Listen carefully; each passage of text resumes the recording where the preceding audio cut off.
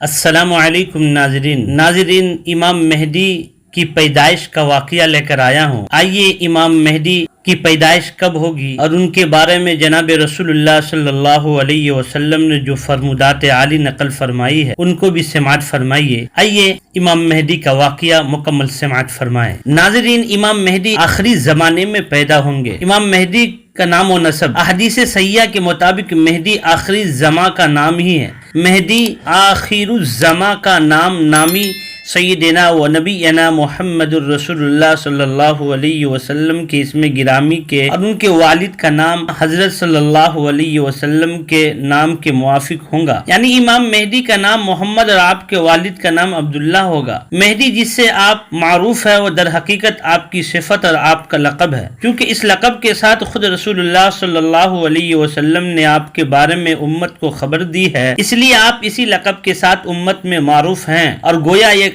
آپ کا علم ہو گیا ہے۔ اس لقب میں بجائے خود آپ کے راشد و مہدی ہونے کا بیان اور بشارت موجود ہے۔ احادیث صحیحہ کے مطابق امام مہدی نوادہ نبوی اور اہل بیت سے ہوں گے۔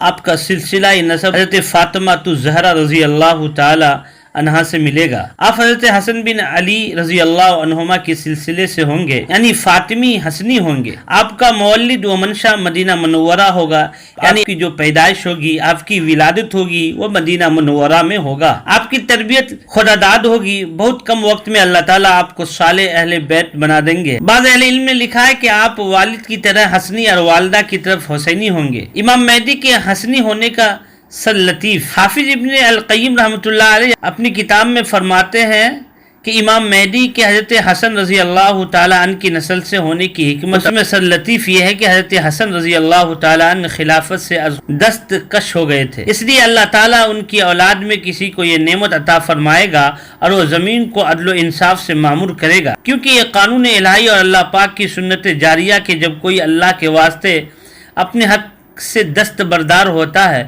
تو اس کو اس کا عوض اور نعم البدل ضرور عنایت فرماتے ہیں۔ ناظرین، حلیہ مبارک، امام مہدی کا حلیہ مبارک سماعت فرمائے۔ مصادر سابقہ میں مروی ہے، احادیث کے اندر امام مہدی موعود کے حلیہ اور سیرت و اخلاق کا متفرق طور پر ذکر ملتا ہے، جس کا خلاصہ یہ ہے کہ آپ روشن ور، کشادہ پیشانی، بلند بینی، اونچی ناک، گھنی داڑھی والے ہوں گے۔ بعض روایات میں ہے کہ آپ میانہ قد، گندم رنگ، چست بدن ہوں گے۔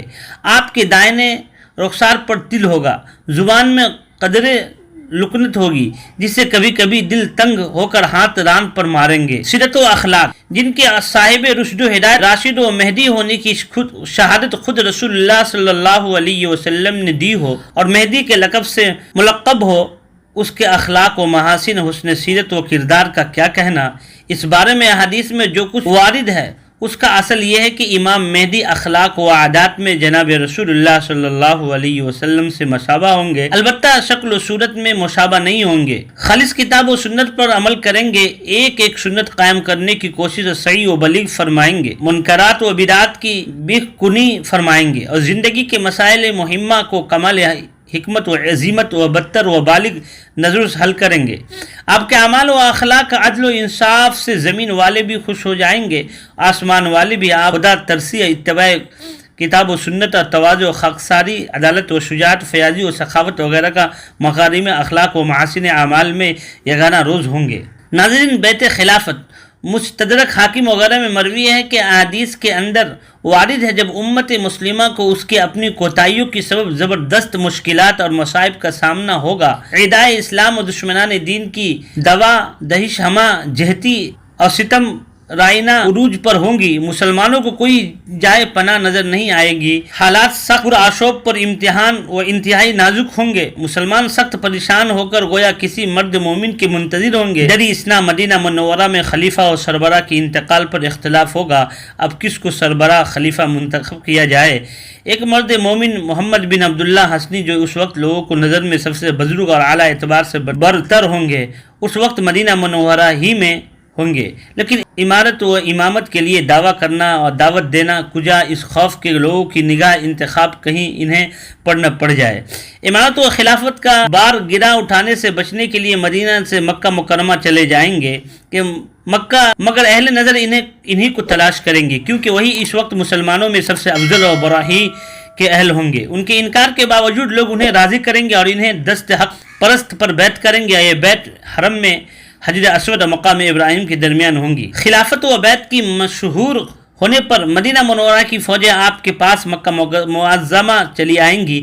شام، عراق، یمن وغیرہ کے اولیاء، ابدال اور صالحین آپ کی صحبت میں ملک عرب کے بے پناہ لوگ آپ کی فوج میں شامل ہوں گے۔ آپ کی خلافت راشدہ اور خلافت علی منہاج النبوہ ہوگی۔ زمانہ خلافت سنبھالنے کے بعد آپ عین کتاب و سنت کے مطابق اصلاح احوال اور دین کی سربلندی کے لیے زبردست جد و جہد شروع کریں گے۔ ایک شامل لشکر بنو کلب کی مخالفت۔ ناظرین، بعض روایات سے معلوم ہوتا ہے کہ امیر مہدی کو اولاً اپنوں کی مخالفت و مزاحمت کا سامنا ہوگا، چنانچہ ابو داؤد وغیرہ میں مروی ہے۔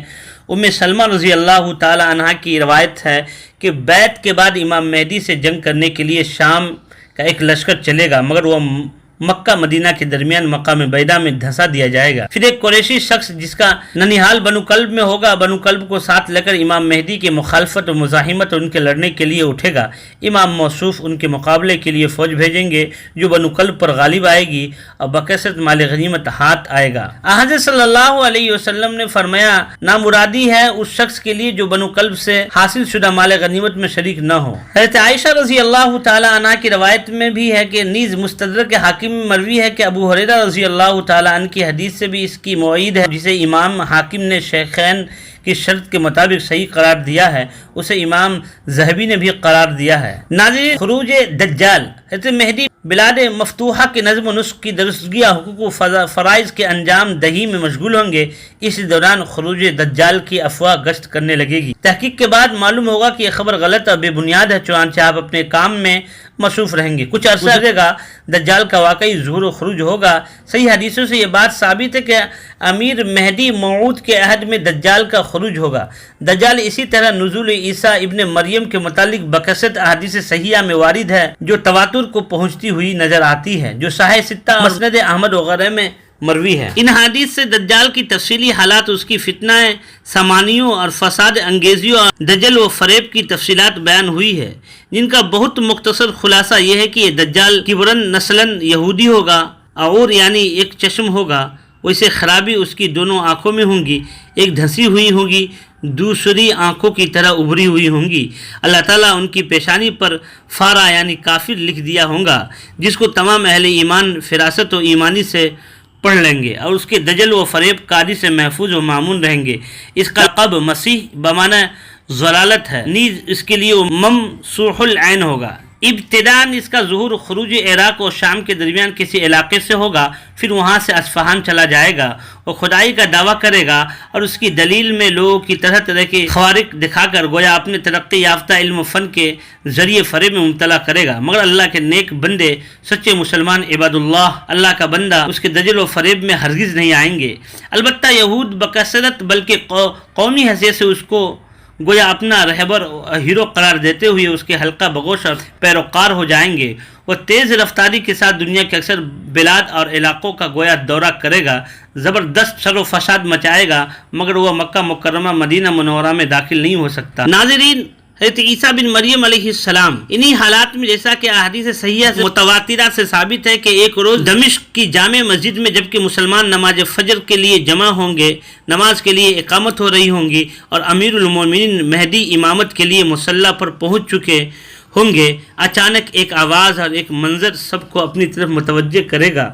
مسلمان نظر اٹھا کر دیکھیں گے تو سفید بادل چھایا ہوا نظر آئے گا، پھر یہ مشاہدہ ہوگا کہ حضرت عیسیٰ بن مریم علیہ السلام حسین چادر میں لپٹے ہوئے اور فرشتوں کے بازوؤں پر سہارا دیے آسمان سے اتر رہے ہیں۔ فرشتے ان کو مسجد کے منارے شرقیہ پر اتار کر واپس چلے جائیں گے۔ اب چونکہ حضرت عیسیٰ علیہ السلام کا تعلق کائنات ارضی کے ساتھ دوبارہ وابستہ ہو جائے گا، اس لیے وہ عام عادت کے مطابق صحن مسجد میں اترنے کے لیے سیڑھی کے طالب ہوں گے، جس کو فوراً تعمیل ہوگی، اور آپ اتر کر مسلمانوں کے ساتھ نماز کی صف میں کھڑے ہوں گے۔ موجودہ امیر و امام مہدی از راہ تعظیم پیچھے ہٹ کر حضرت عیسیٰ علیہ السلام سے امامت کی درخواست کریں گے، مگر وہ اس امت کی عظمت شرف کا لحاظ کرتے ہوئے فرمائیں گے، نہیں، امامت آپ ہی کیجیے، اس امت کے لوگ خود ہی ایک دوسرے کے امیر و امام ہیں۔ چنانچہ امام مہدی ہی نماز پڑھائیں گے، حضرت عیسیٰ علیہ السلام ان کی ابتدا میں نماز پڑھیں گے۔ اس کے بعد حضرت عیسیٰ حضرت امیر مہدی فوج ظفر موج لے کر دجال اکبر کے مقابلہ اس کو مسیح ضلالت کے قتل کے لیے روانہ ہوں گے۔